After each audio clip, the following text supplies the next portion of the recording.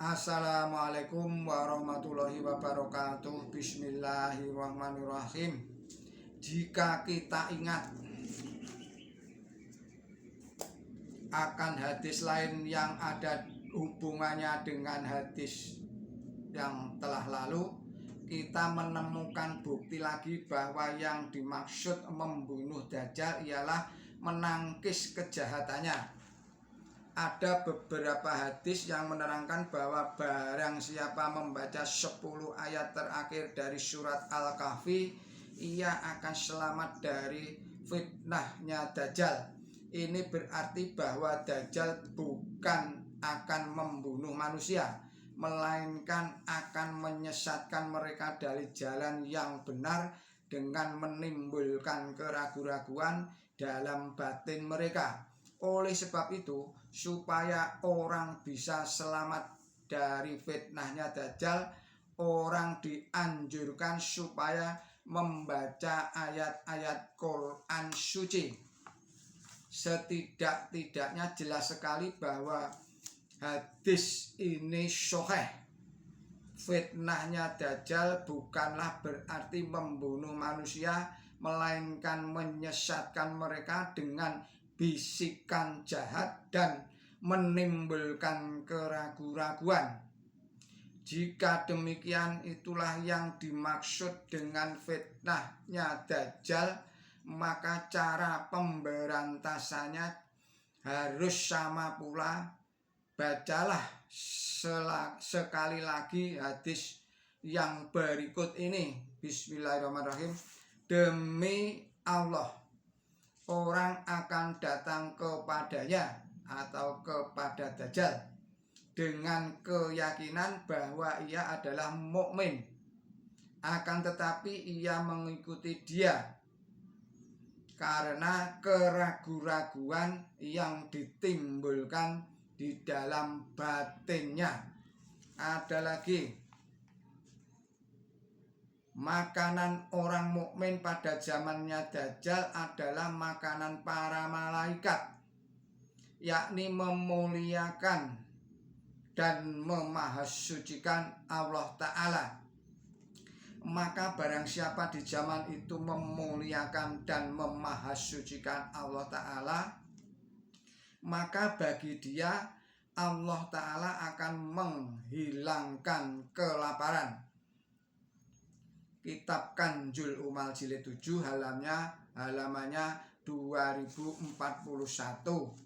Ada lagi, barang siapa berkata Allah adalah Tuhanku dan terus berbuat demikian sampai ia mati, Allah akan menyelamatkan dia dari fitnahnya Dajjal. Kanjul Umal jilid 7 halaman 2080. Ada lagi, sesungguhnya Allah akan menyelamatkan orang mukmin dengan hal yang sama seperti Allah menyelamatkan para malaikat, yakni dengan mengagungkan Allah. Kitab Kanjul Umal jilid 7 halaman 2090. Dari hadis-hadis tersebut terang sekali bahwa orang mukmin akan diselamatkan dari fitnahnya Dajjal dengan cara mengagungkan nama Allah. Yang dimaksud makanan orang mukmin pada zaman fitnahnya Dajjal ialah makanan rohani, karena sebagaimana makanan jasmani itu dimaksud untuk memelihara tubuh, maka makanan rohani itu dimaksud untuk memelihara jiwa.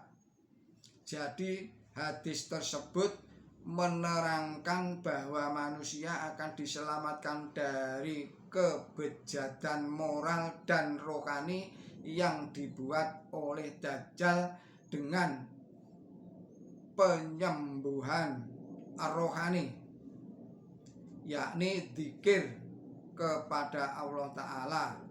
Memang benar bahwa ada sebuah hadis yang menerangkan berperang melawan Persia dan Romawi. Akan tetapi hadis ini mungkin mengisyaratkan perang salib. Tatkala seluruh bangsa-bangsa Kristen dikerahkan untuk menghancurkan Islam dengan pedang, satu hal sudah jelas, bahwa obat yang dapat menyembuhkan orang dari fitnahnya Dajjal yang berhubungan dengan masalah agama itu bersifat rohani. Dalam sebuah hadis diterangkan bahwa jika pada waktu munculnya Dajjal Nabi suci Muhammad Shallallahu Alaihi Wasallam masih hidup, maka beliau akan mengalahkan Dajjal dengan dalil-dalil. Bahkan beliau menganjurkan agar para pengikut beliau juga membuat atau berbuat demikian. Jika nanti Dajjal muncul sesudah beliau Nabi suci Muhammad Shallallahu Alaihi Wasallam, selanjutnya beliau menganjurkan agar para pengikut beliau membaca surat Al-Kahfi, surat 19, surat nomor 18. Sudah barang tentu tujuan beliau ialah agar para pengikut beliau mengumpulkan kekuatan rohani untuk menolak segala bujukan-bujukan duniawi yang disajikan oleh pihak Kristen. Dalam hadis lain Nabi suci Muhammad Shallallahu Alaihi Wasallam menganjurkan agar orang banyak berzikir kepada Allah Ta'ala, karena dengan jalan ini orang semakin dekat kepada Allah Ta'ala. Dengan demikian ia memperoleh kekuatan rohani. Datangnya Masih Maud mempunyai tujuan yang sama, yakni menghidupkan kembali iman manusia dan memperbaiki kembali rohani manusia yang sudah kalut karena merajalelanya peradaban kebendaan atau materialisme. Jadi yang dimaksud membunuh Dajjal oleh Masih Maud ialah bahwa propaganda dan pengaruhnya Dajjal akan ditolak dan orang-orang akan diselamatkan dari fitnahnya Dajjal. Demikian kajian Maulana Muhammad Ali, billahi taufik wal hidayah. Wassalamualaikum warahmatullahi wabarakatuh.